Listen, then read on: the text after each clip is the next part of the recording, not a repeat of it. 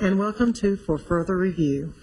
We have with us today Emily Spencer, who is the principal at Irma Siegel Elementary School, Robin Newell, who is the principal at Mitchell Nelson Primary School, and Chad Flesher, who is the principal at Bradley Academy.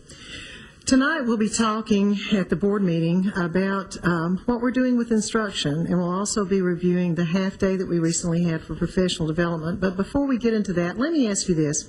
Emily, you're a new principal in Murfreesboro. You were a principal in Metro. What's a typical day like for you?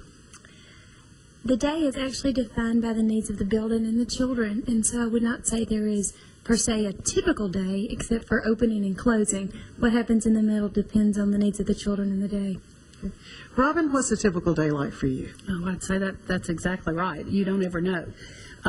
Sometimes my calendar won't have anything on it for that day, but it'll be the most hectic day that I've ever spent. About the only thing I can certainly count on during the day is what time I get there. It's about 6:15 every morning, and leave probably around 5 or 6. And then whatever happens during the day is just different every single day, and that's what makes it so enjoyable, because you never know what's going to happen. Chad, let me ask you this. You've returned to your home school. You actually attended school there. I'm sure that's pretty exciting. But could you talk about, please, the greatest challenges that you've had this year? Oh, my. Well, Bradley's a great place with great teachers, and a lot of the time that we have spent is just getting to know the teachers, getting to know the families, getting to know the children. I very firmly believe that really relationships is where education starts. And so we've spent a lot of time just getting to know each other, them getting to know my expectations, me getting to know their strengths, and being able to find areas in which I can help them to improve. And all of that's starting to come together now. It takes a little bit of time to do that. And as we've had the opportunity to work with children, it's really been an amazing thing to see how quickly they can take to somebody who's new to their building. You've worked very hard to form relationships with the community. I know that you have an advisory council. Could you talk a little bit about that and why you think that's so important? Sure. One of the things that we feel like is of paramount importance to us is that we understand what the expectations are of our community. Sometimes we can find ourselves, if we're not very careful, being very isolated and only having an understanding of what we believe the community expects of us. So we've taken the time this year to get a large group of people, from local pastors to business people, people from the media, former principals, former teachers, just a lot of different folks in, and just simply ask the questions, what do you expect from our school? That gives us a good understanding and really the opportunity to be able to reflect to see what are we doing, what current practices do we have in place, and where are some areas that we need to make improvements or we need to look really hard at how we can do things better. Robin, you've been at Mitchell Nelson Primary now for a while. Could you talk about some of your greatest successes that you think you've seen while you've been there? Oh, goodness. I think I see successes every day, and certainly not because I'm there, but because we work together as a team.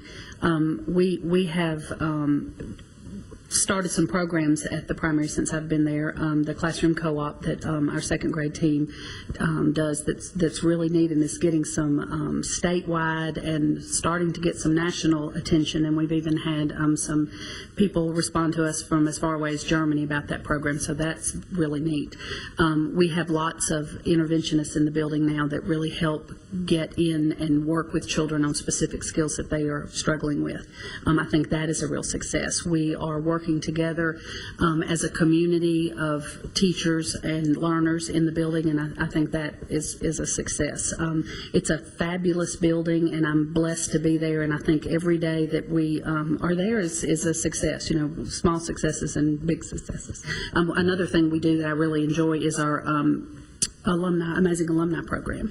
We have so many people in this community that have attended Mitchell Nelson Primary. It was built in 1965, and we have lots of people that want to come back and contribute to our school, and so we like to have them in once a month, twice a month, to come in and visit our school and give the children a chance to ask them questions. We have someone coming tomorrow, as a matter of fact, and they'll tour the building, and the children will get to ask them questions about what it was like when you you went to school in 1965, they can't believe that there were no Wii's and no cell phones and, that kind of stuff. So it's really neat to see that connection, and also for those community members to come back and see that the school is still prospering and doing as well as they remembered it.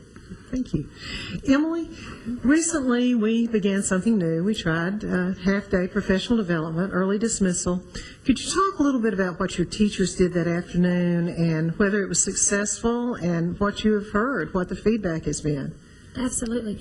Siegel is a large school with several teachers on every grade level, and we were able to use the half-day planning to really come together and allow all of our teachers to have a voice and to really get involved in what is going on as far as professional learning communities, data-driven instruction, lots of community building within our building, where people were really just empowered to be part of all the things that are going on at Siegel and in Murfreesboro as well.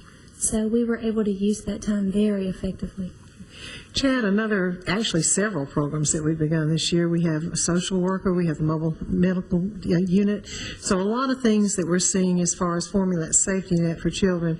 Could you talk a little bit about how your school has benefited from those services that we've not had before?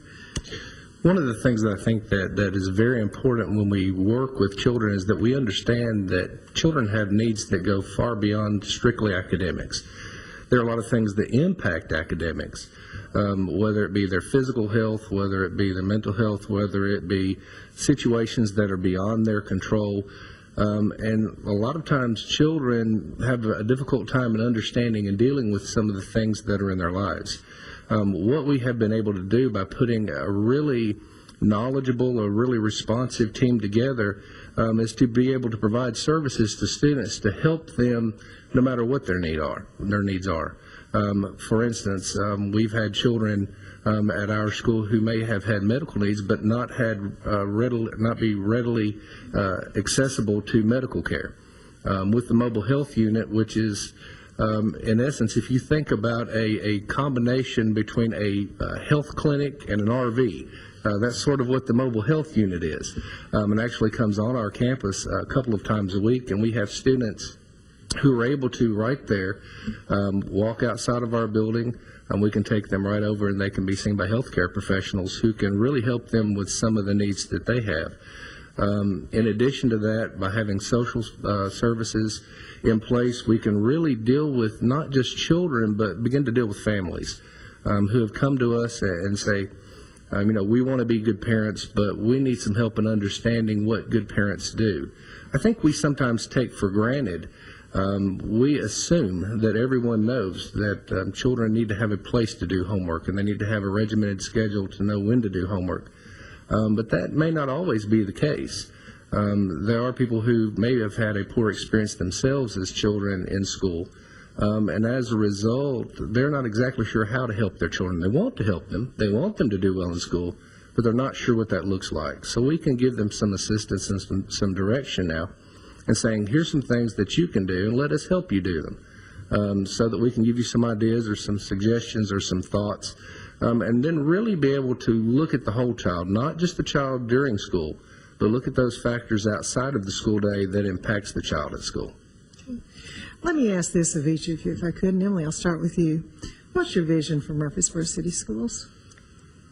My vision for Murfreesboro City Schools is for every child to be able to achieve at their greatest level. Every child. Okay. Robin? My vision would be the continued learning of all stakeholders in the system. Students, of course, that's why we're here, but teachers as well, because I think we need to empower the fabulous teachers that we have to. I think it's a balance. We have to do both, so I'd like to see that continue. Chad? I really envision Murfreesboro as being a community of learners where we really look at each person. We are able to identify not only what their needs are, but we're able to respond to those things. To help children really within their own lives be able to understand that they have choices and they can be whatever they choose to be. It's an amazing thing. I grew up on a farm in Ward Race, but here I sit as principal of a school in Murfreesboro. Who would have thought back then I would have had that opportunity? But I had parents who always taught me You can be anything you want to be. And we want our children and our school system to understand that, but not just tell them that, but empower them to do that. Well, I'd like to thank you three for choosing to be members of the Murfreesboro City Schools family and for your leadership. And thank you very much for joining us today and for your support of Murfreesboro City Schools.